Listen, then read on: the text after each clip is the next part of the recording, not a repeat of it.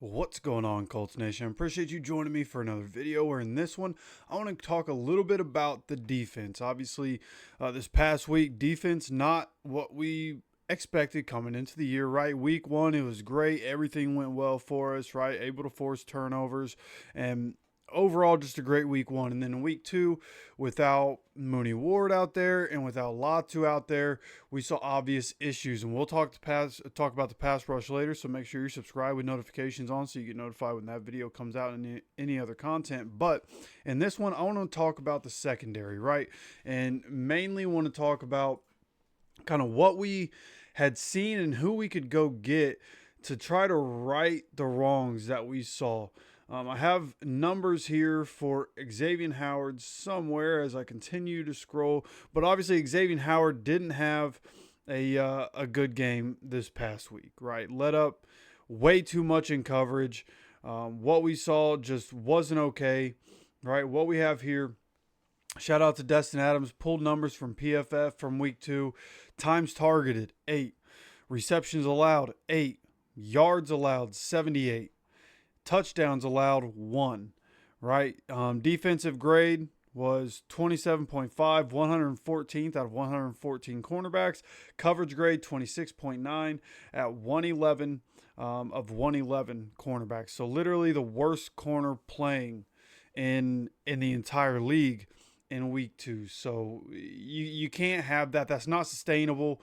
In week one, it went much better against a team that he knows very well. He was able to help the defense game plan around it. We knew what we needed Tua to be able to do. And we were able to force Tua into some mistakes. In a game against a team that he wasn't on for a long time and wasn't familiar with the same way, results were very different, right? And kind of showed why he wasn't on the field last year, right? He had some legal issues that play into that, but he came in to this year seemingly being a good veteran option. And after having to step up as cornerback one, it did not go well, right? So if we end up in this position again, we have to have a better answer. And with the way the NFL is, a lot of teams having two good wide receivers nowadays, right? You have to be able to cover on the other side. So do you continue to roll Xavier Howard out there? I believe with the familiarity with Lou Anarumo and him being as good as he was for a long time, he'll probably get some grace and be allowed back out there. But honestly, Mekhi Blackman would honestly probably be a pretty good option to trot out there instead of Xavier Howard. But if you're looking at, right, the injuries that we have, looking at the cornerback room that we have, and looking at the opponents coming up, like against the Titans, you might be able to get away with playing Xavier Howard. But then you get the Rams, where they have Devontae Adams and Puka Nacua. Then you get the Raiders, right? And the Raiders, a little bit different story. They haven't looked great early on. That's where you really want the pass rush to be able to shine against that offensive line. And with Geno Smith, 3 interceptions against the Chargers and last night's game, right? That's a gettable game, and you don't want to have to make mistakes. They have Jacoby Myers, and they have Brock Bowers. They also have a young guy, Trey Tucker, who they're trying to get the ball in his hands more, and he's young, he's fast. Xavier Howard probably not going to be able to keep up with him. That's one where, right, Mekhi Blackman, you probably want him in the game against Trey Tucker. Right, just as I sit here and look at the Colts cornerbacks and the situation, I think Blackman probably should be on the field a little more, coming off his own injury from last season, but got some good experience last week, and I think he can be a good piece for us. So, and then you go forward, the Cardinals. Right, they have Marvin Harrison Jr. Outside of that, I don't honestly know at this point much more about the Cardinals outside of that. But then the Chargers, right, they have some good wide receiver. Quentin Johnson's looking good. They got Keenan Allen over there. Then we get the Titans again. So through these first 8 games, right, that's our next 6 games right there. We're going to need better production from the secondary. Of course, the pass rush has to get there, but the secondary has to be better. So looking at the options on secondary, I think there's some interesting options. One that a lot of Colts fans have been talking about is, hey, go get a Stefon Gilmore. And that's one I'd be completely fine with. He's not as high end as he used to be, right? His last year with Minnesota when he played, he had 1 interception, 9 passes defended. He had like 56 tackles, I think was the number. Which is pretty good for a corner. He's still reliable. He missed 2 games in weeks 14 and 15 of that season due to a hamstring injury, but played most of the year, even for as old as he is. And of course, that'll get tougher as these guys continue to age. It's just the way it is as we get older. And but Stefon Gilmore showed that he can still play, especially if you're not going to have him be the number 1 corner on your team, right? You have him going up against number 2s, and I think that would be acceptable, right? Like you go play the Rams against Davante Adams. Davante Adams is getting older too. Davante Adams obviously clearly still very good, just had a 100-yard game. But you put Stefon Gilmore out there on him, have Mooney Ward over there on Puka Nacua, and I feel much better about the secondary. And also the other LA team, when you have to go up against Quentin Johnston and you have Mooney Ward on him, and then you have on the other side Keenan Allen, Stefon Gilmore, 2 older vets, I feel better about that matchup. So overall, I think Stefon Gilmore is a really good option to be able to bring in if you want to get better depth, if you want to go away from, like, if we go against the Titans, Cam Ward is a good quarterback. Like, Titans don't have a lot, but they have a good quarterback. Like they have their guy. He is a dude in the NFL, and he will be for a long time as long as the Titans are able to build around him, right? Situations matter. Cam Ward has shown that he can make the throws, right? They just don't really have the team around him. So, again, we can get away with what we have this week, right? But when you look past this, and I'm not saying it's going to be flawless because of if you're trotting Xavier Howard out there, right? So as you go forward, right, going into week 4 against the Rams, that's going to be a tougher game. And if this next game doesn't go well for Xavier Howard, then you really have to consider you got to make a move. And the Colts worked out a bunch of players, all cornerbacks, except they worked out 1 center. That 1 center was put on the practice squad today. And we also elevated Austin Ajak, who had a pretty good training camp. Was making plays throughout training camp, had a pretty good preseason. So putting him in there, I assume that's going to be for coverage downs and being able to have him in there. We obviously haven't been, from the linebacker position, haven't been anywhere near good enough in coverage. So I assume that's probably why Austin's getting the call up to the active roster, the 53-man roster. And we'll see, does that bear any fruit as we go forward? But when you look at the secondary, and you add Stefon Gilmore into, like, we have a great, through the first couple weeks, maybe the best safety duo in the NFL right now. There's some good ones out there, but the Colts are right there. Nick Cross and Cam Bynum are great. You get Mooney Ward back in the fold, and Kenny Moore, you're looking real good. And then you look at that other cornerback spot. Like, you can't just, we don't run a defense where you can constantly have somebody shading over the top of Xavier Howard. Like that's just not how Lou Anarumo's defense is supposed to work, right? This isn't Gus Bradley's defense. Lou Anarumo doesn't work that way.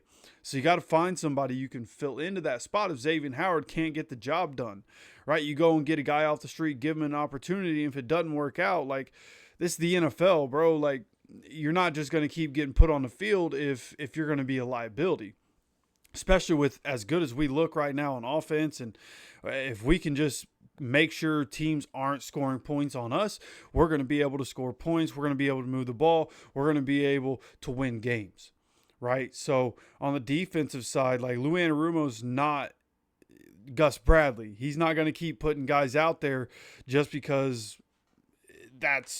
they're supposed to be in that spot, right? It's not the way it's going to work this year. So it'll be interesting to see as we go forward. Will Stefon Gilmore sign with anybody? Will Stefon Gilmore be an option for the Colts, right? A reunion with the Colts would be incredible. I know we gave him an opportunity, and it didn't work out while he was here. Obviously, the 2022 season was just terrible for the Colts all around, and wasn't I'm sure what he thought it was going to be when we signed Matt Ryan for that season. And so we end up, just doing right by the player. We trade him to the Cowboys. And he did pretty well for the Cowboys, and then goes to Minnesota, did pretty well for them. And obviously with his age, he'll get burned every now and then. And that's to be expected. But overall, he'd be, in my opinion, a better option than Xavier Howard. And then I thought an interesting option, I keep wondering why Asante Samuel Jr. isn't signed. So I went through the internet, used a little ChatGPT to help me scan the internet. And turns out he had spinal fusion in the offseason. He's scheduled to have a CT scan in October. I couldn't find anything that had like a specific date or like beginning of October, end of October, when that might happen. But as long as that CT scan is fine, like this is a guy who's not even 26 years old. When he's healthy, good production numbers from him. Certainly not perfect, but through the first 3 years of his career, I mean, really good young corner, right? And obviously the son of somebody who's an absolute legend, somebody Colts fans know very well in Asante Samuel. And Asante Samuel Jr. is a really good option. Hopefully this injury doesn't change his entire career. But if he can, if the spinal fusion worked for him and the issues, like if he can get medically cleared and teams feel comfortable with him, then, and with him being a free agent, his options are whatever he wants it to be. He's not going to command a big contract by any means, right? So I think if you're able to bring him in, 1 year deal, it probably wouldn't be much, because at this point, you're talking about October. If he gets cleared, and you could sign him before the Chargers game on October 19th, right? That means he's going to miss 4 more games through this season, 4 more weeks. And at that point, you only have 12 more weeks, if you include the bye week, 12 more weeks to the NFL season and then the playoffs. So it's not going to be a big contract. Certainly affordable for the cap space that the Colts have right now.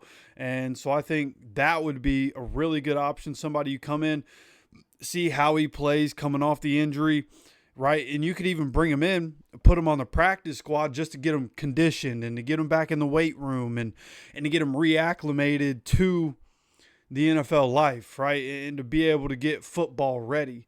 But just be able to have him get on the field and start to get back into the motion of things after having to go through a spinal fusion and going through the rehab process that he's having to go through, right? It's not like you sign him and put him on the field right away anyways. So I think those would be our options. Obviously, the more immediate option is the one that I think Colts fans will go for. And honestly, I wouldn't be mad if both these guys by the end of the season are on the Colts, right? Again, you bring Stefon Gilmore in.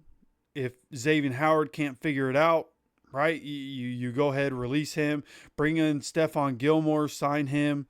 And would he play right away? Who knows? I assume he's probably continuing to train and condition himself if he expects to possibly be able to sign with somebody at some point.